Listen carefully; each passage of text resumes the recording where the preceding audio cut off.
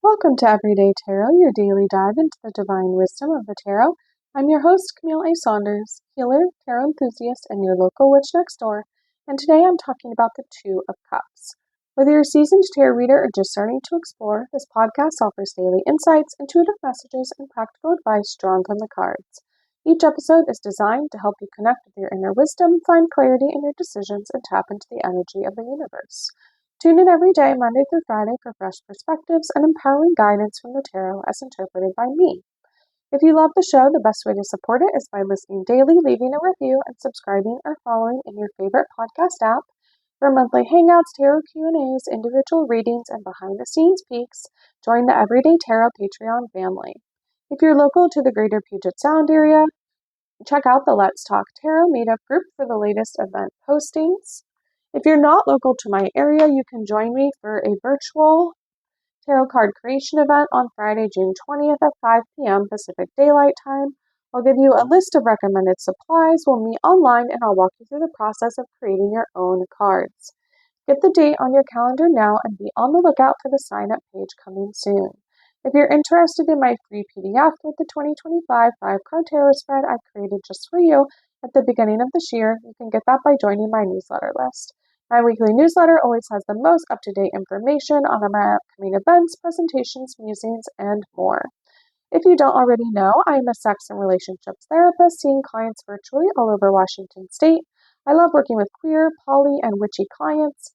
If you'd like to work with a therapist that doesn't judge you and helps you learn how to deal with anxiety, chronic pain or illness, communication issues, self-advocacy, and sex, head to my website and book a free consultation now. You can find the links for any of these offers in the show notes or on my website, CamilleASaunders.com/everydaytarot, in addition to the images of the cards I pull on each episode. All right, so we are into season 9 now, where I'm talking all about the Suit of Cups, going through each card one per episode. If you haven't listened to my other seasons yet, you can check those out. Season 1, I talked tarot basics. Seasons 2 and 3, I went through the major arcana and an overview of the 4 suits. Seasons 4 was all about tarot and pop culture. Season 5, I went through 13 common tarot spreads. Season 6 was all about the Suit of Wands. Season 7, Suit of Pentacles. Season 8, the Suit of Swords. And now here we are in Season 9 talking about the Suit of Cups. If you want to hear an episode dedicated to an overview of the Suit of Cups, you can check out episode 38. And like I said, today I'm talking about the Two of Cups. So images or symbols associated with this card. So if you have a tarot deck, go ahead and grab that, take it out, and see what your Two of Cups looks like. I'm looking at 3 different deck versions of it in front of me, and I see some common images or symbols like being mirrored, twins, sort of this receptivity, also projection. Sometimes it's sort of like lovers, coded, and I see some sort of like pink, red sort of tones, orangey, sort of warmer colors generally. So in some of the decks I'm looking at, so in the Goddess of Love tarot deck by Gabriella Herstick and illustrated by Julia Popescu, we have 2 sort of people laying down at the bottom of the card, and again sort of in this mirrored position, one facing one way, one facing the other. We have 2 cups or chalices or goblets in the center of the card, and they look like they're crying tears that are white. We see like green leaves. We also see red roses. We see these 2 mouths. So one of them is like closed lips with pink. The other one is like open lips. And then there's like drool or salivation coming out of the mouth. On the chalices, we see like a red ruby or, some sort of red jewel. And then, like I said, there's 2 roses. And then we also have the dove again at the top. And the dove looks like it's carrying a pink rose in its like beak there. And then actually in the background, and I believe this is true for all of the cups cards in this deck, the whole suit in this deck. But in the background, we have like like if you were watching the news and there was going to be a hurricane coming, where you see the giant like spiral like out in the water, but like from way up above. We have that in the background. So there is this like wateriness that we have, right? And then also this sort of like chaos, calamity, like spiraling, right? Which can sort of be sometimes the darker side of emotions there. All right. So that's that card. Let me take a look in the deck to see if there's any other, in the guidebook to see if there's anything else that stands out. It says the astrological correspondence is Venus in Cancer. So Venus is all about that, like love, self-love, and Cancer, right, as a water sign. It says the Two of Cups holds special significance in the deck because the light that permeates all existence when you're dedicated to being a living expression of love. It represents the beloved and the self, the goddess and her devotee, your shadow and your light. It's a blessing or validation of the love and experiences in your life or that you want in your life. Become your own lover first and then allow the world to fall in love with you. The Two of Cups can indicate romance or a deepening of a relationship through a commitment or rite of passage, like moving in together, saying I love you for the first time. When it shows up, embrace the soft and vulnerable parts of yourself or turn to yourself for the love you long for. All right. In the Anima Mundi deck, which is the next one I'm looking at, we see two seahorses that are sort of facing each other. They're not exactly mirrored. One looks bigger than the other, but they're in this sort of facing mirrored position. We see the two cups or chalices above them. Again, they're sort of like offset. They're not like directly as if you're looking in a mirror. One is above the other, one's below. And then below the seahorses, we see like they're in the ocean and like there's some grass below them. And in this one, we don't really have any pinks or oranges, but we have this sort of gray-blue background to the card. So let's see here. Yeah, it depicts the seahorse. And this is the Anima Mundi Tarot deck by Megan Lyra-Rendon. It says the Two of Cups is about a relationship built on respect, harmony, and support. The seahorse is another animal where couples mate for life. It's a love that's inspiring, emotionally fulfilling, and built for mutual attraction. While this card typically indicates romantic relationships, it can also signify non-romantic partners, like a business partner or a friend. Unified love, attraction, partnership, connection, and bonding is sort of what it says this one is about. And then finally, in the Sacerdote Tarot deck by Sassia Burrington, we see two hands, one coming out from the bottom of the card and one from above. It looks like two different people's hands because one of them has like their nails painted, the other one doesn't. We see some like tattoos on the other one. And they're sort of like doing the pinky swear. So again, we get this sort of like mirrored or sort of receiving, giving position on the card. We see two flowers in the background. We also see vines. And again, the card is sort of in this like mirrored, somewhat symmetrical, if you split it horizontally in half position here. And then we see that one person has what they look like they have tattooed on them are hearts. So it says the Two of Cups is all about attraction, bonding, teamwork, and collaboration. The card's full of positive feelings and happiness. The illustration here is of two people enacting a pinky swear or promise, sealing a pact. The lotuses are a symbol of peace and connection. The Two of Cups is the minor arcana equivalent to the Lovers. So again, we have this sort of like Lovers coded card and therefore suggests strong sexual and affectionate energy.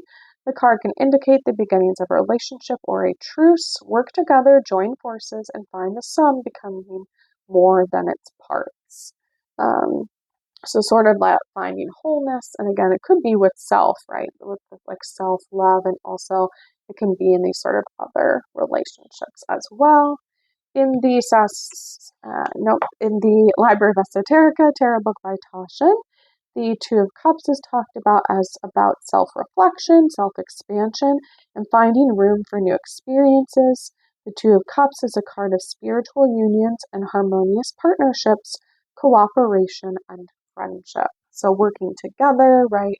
Sort of finding sort of that reciprocation or what you're both good at, or sort of balance also, right? And maybe division of duties or what you both bring to the relationship. In the Tarot and Astrology book by Corinne Kenner, the Two of Cups is talked about as associated with Venus and Cancer, right, which is also what Gabby Herstick talks about in the Goddess of Love Tarot deck. It says, if the young lovers in the Two of Cups seem a little starstruck, it's no accident. Powerful forces have drawn them together. Venus, the planet of love and romance, has made her way into the nurturing sign of Cancer, and she's been playing matchmaker. The young couple in the card could well be an adolescent version of a charioteer in training and the girl who will someday assume the Empress throne. Very interesting. Venus is the planet of pleasure and attraction. Her counterpart in the tarot is the Empress, a loving mother who's naturally attuned to the energy of Cancer, as well as the fourth house of home and family life. Venus rules the fixed earth sign of Taurus, so she enjoys the comfort and stability that true love and partnership can bring.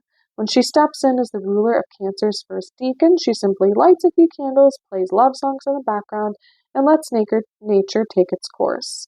The young lovers in the Two of Cups are depicted in the first blush of romance. Here, in the first deacon of what is arguably the most sentimental sign, their affection for each other seems especially wholesome, pure, innocent, and uncorrupted by time or experience. They are opposites, but opposites attract. They meet in the middle.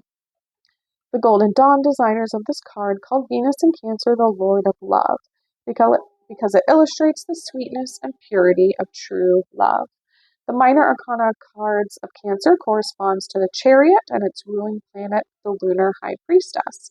The connection tells us that for now, the young couple is protected by a mother's love, but that safeguard won't last forever. Over time, they'll gain wisdom and experience as their affection for each other is tested, and both people grow and mature. Most of us learn along the way that experience comes at a cost, and early relationships often leave us sadder but wiser. In a tarot reading, the Two of Cups often represents love, especially between childhood sweethearts, kindred spirits, and soulmates. It symbolizes equal partnership and the attraction of opposites. The first decan of Cancer usually falls between June 21st, and July 1st, when the sun is between 0 and 10 degrees Cancer, which will be coming up to soon. Not quite yet. I'm recording this the end of May 2025. You'll hear this the beginning of June 2025 if you listen right as it comes out, or you might be in Cancer season right now as you end up listening to this, which starts around that time. In the Fearless Tarot book by Elliot Adam, they talk about that the Two of Cups is about relationships and communication, symbolizes harmonious relationships that are meant to be. They can be love-based, or they can be platonic partnerships based on mutual interests or goals. The message of this card is create harmony in your most important relationships through positive and honest communication. Who is the other in the most important current relationship? Do you let this person know how much they matter to you? Do you need to get out of your own head and see another's perspective to restore harmony? Says the Two of Cups pictures a loving couple. The woman is crowned with a wreath, reminding us of the World card and the completion of her old life. The man is crowned with flowers, reminding us of the Strength card. He now has the self-discipline and inner strength to open his heart to another. The couple is sometimes depicted as separated by the staff of Hermes, the Greek messenger god of communication. Topping the staff of Hermes is a giant lion's head with wings. This represents each person in the relationship will have their own sense of pride. They're very different, and yet it is important that each feels their differences as honored and not disparaged. The Two of Cups asks you to see the other person's point of view and to communicate in a manner that gives everyone the ability to walk away with their dignity affirmed. This goes for personal relationships, business partnerships, friends, and familial relationships. The message of the card is that no one gets to where they are all by themselves. We need cooperation in order to survive in this world. And yeah, I think that's interesting, sort of the harmony aspect and seeing other people's points of view. And as we move on to the Jessica Dore book by Tarot for Change, she talks a lot about projection, which again can be sort of the shadow side to seeing other people's perspectives, right? This is sort of like the other way it can happen. So projection is the unconscious transfer of one's own thoughts, motivations, desires, or feelings to another person. It can be beneficial and also problematic. It's a lot more common to go into a relationship projecting a fantasy of what we hope to see onto the other person than it is to go actively looking at who the person is and then determining the viability of a match from there. It says the Two of Cups holds an image of two people staring at each other as if looking in a mirror. The mirror metaphor speaks to the ways that which we can see when we look at another person is so often generated by our core beliefs about relationships. Our minds are always pattern matching, seeking evidence that the dynamics we learned in childhood are how it is in all relationships thereafter. Think about how often, when it comes to gripes you've had with partners, the same could be said verbatim about issues you've had with a parent or caregiver. You always make it about you never listen to me, stop trying to control me. Think about how often it is the you you're referring to is actually the person whose job it was to take care of you growing up. Projection doesn't only happen in arguments or moments of discord. When a relationship feels harmonious or blissful, it's not that we're not projecting, it's just that our fantasies happen to be compatible and exquisitely well timed. It's when we break from others' projections of us, if they break from ours, that things can get hairy and often ugly. Feelings of betrayal, abandonment, and disappointment emerge. We've projected our earliest unmet needs onto a partner, and for a while they appear to be able to meet them. But then they break from the script, diverge from the psychic blueprint we've laid over them, and now the honeymoon's over. Hearts grow frightened and contract, relationships dissolve, and people part ways. Another way projection happens is when feelings basically move, maybe from one person to another. So maybe person A projects a feeling like rage or shame onto someone else, sometimes unconsciously, usually that way, and in a way that will stimulate the same feelings in the other person. Then person B suddenly feels inexplicably angry or ashamed. They share an example about that sometimes in relationship, and that they talk about that we can and do give our emotions to others all the time through unconscious behaviors that trigger the feelings in other people that maybe sometimes we're not able to tolerate. And the example they give is think about the insecure person in relationships who deliberately tries to make their partner jealous. It says generationally, we can sometimes pass that down to our kids and grandkids what we didn't have the resources to process, right? This is the idea of like generational trauma as well. So projection is two things. It's laying a fantasy over someone and expecting them to live up to that. And it's giving, right, or handing over emotional experiences to others that we need for whatever reason to disassociate ourselves from. And they talk about that water is a very good symbol for emotion because it is like an archetypal trickster. It's slippery, right? It doesn't like, it can penetrate walls and boundaries invisibly, going from over here to over there without ever being seen. It can be really damaging, right? If you think of water damage, like in a home or in buildings or other environments, right? And oftentimes we don't see it until something collapses until it's sort of past the point of no return. And then we have to come in and do a lot of work, right? Excavate, remove a lot of things in order to fix it. Right. And I think that that's often, right, I do relationship counseling. I'm like, that's often the work we are doing. It's right. It's not just that something, right. It's like water was damaging a lot of parts, maybe of the ceiling, metaphorically, of the relationship for a long time. And then it finally collapsed, right. And maybe this is when, right, things were said, there was other things that happened, right, trust was broken, and then people maybe seek therapy at that time. But people come in saying, oh, I want to fix it, right? But we have to sort of excavate all of the past damage, right? Take out parts of the wall and the ceiling, right? Remove any mold that might, right, still be lingering or sort of accumulating. And then we have to sort of figure out, how do we repair it? Do we want it to look exactly like it used to look? Do we want to add on something new? Do we want to, right, how do we fix the, right, to not get the water damage in the first place again? And also, right, that maybe we want it to look different. And I just think it's an interesting, right, water is an interesting way to think about that. It says there are clues that projection's happening. Sometimes the intensity level of the emotions evoked seem disproportionate to the perceived offense, right? I think anyone that's in a relationship has had experiences where you're arguing about something very small, but actually, right, it's not actually about that, right? Maybe the actual argument is, oh, you never listened to me, right? Okay, I said this thing and you walked out and I thought that you weren't communicating. Well, maybe it's because I have this fear that actually you don't listen or care about what I say. Um, and that often, right, when we're having those small arguments, it can feel so big because really it's about this larger issue, concern, or emotion that's coming up. Um, and we can get really kind of like hooked into, right, those, like what we see of, or, oh, someone said this, or they're being so offensive.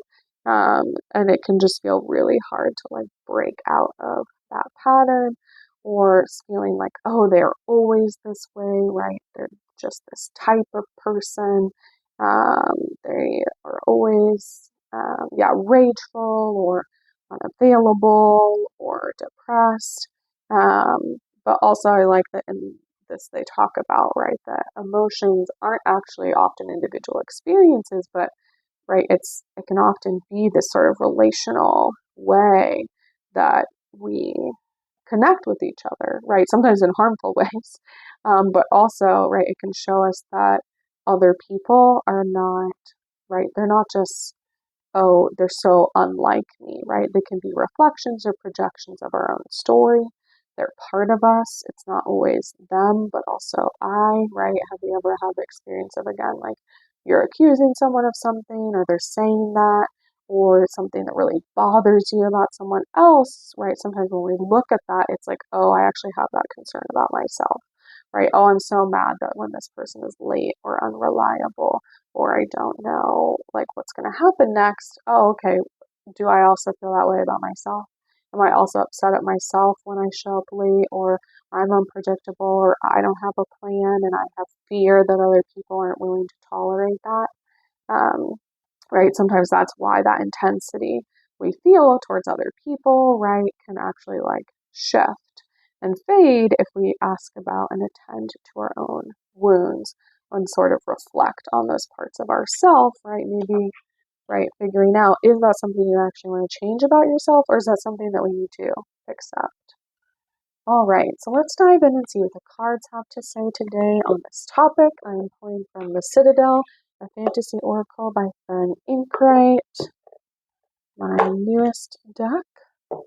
All right, give that a quick shuffle here. So again, yeah, I'm going to be thinking about that idea of projections, right? Mirrors, um, the fantasy that we often have about other people we're in relationship with, and what in reality they are like, right? Sometimes that idea, like they talked about in the book, of the honeymoon period, is that that's when the fantasy is still alive. And then, right, you actually get to know that person, you live with them, you travel with them, you do this or that, and then you realize, like, oh, actually, right, this idea of who this person was isn't real, right? I may have thought that, or I may have hoped it, but in a lot of ways, like, that's not who they actually are, at least not right now. And so, do I want to reconcile? Like, how do I reconcile that with myself, and sort of my own stuff and what I want or need, and then actually recognize who they are as a person? All right, I got the Shepherd in reverse. It says upright. It's about celebration and family. I almost flipped to the right page. There we go. Okay, so in reverse, it says, in giving so much energy and time to your social bonds, you may have gone overboard and begun to smother them with your affections. Rather than putting so much effort into the affairs of others, give them space and turn that love back on yourself. All right, you heard it here, right? Maybe we're getting up in other people's business and wanting them to do this or that for us. But, right, this card's telling us actually, right, instead of always celebrating other people or giving all your time and energy to other people or what they need or what emotions they're dealing with, right, this card is asking us to, okay, great, like that's good energy to have, but how about you direct that towards yourself? And for a lot of us, like, that can feel very uncomfortable. We're like, oh no, I would never, right? I don't deserve that, right? I don't deserve necessarily that level of attention and celebration and sacrifice. And we have to learn how to, right, like actually think about that and I would say transmute it or process it or grieve, right, what we thought, or what maybe, like Jessica Dore talks about, maybe things you weren't given in your own childhood experience or things like that, that often when we're accusing other people of, right, not meeting our needs, they're not really the one to blame. Sometimes it was, right, from past trauma, I would say. Again, as a therapist, like past childhood trauma or things that you experienced where other people did not actually like meet you at that place and meet your needs, especially as a child where it's really hard to meet our own needs. And a lot of kids are taught that, oh, that's your job, right? And again, I think as children get older and as they learn, that becomes more available. But if we think about babies and attachment, and emotional attachment, we know that in order for babies basically to learn how to soothe themselves, they have to learn about that people care about them, that they are available, that they're going to come back, that they can get help regulating themselves through other people first before they learn how to do that on their own. All right.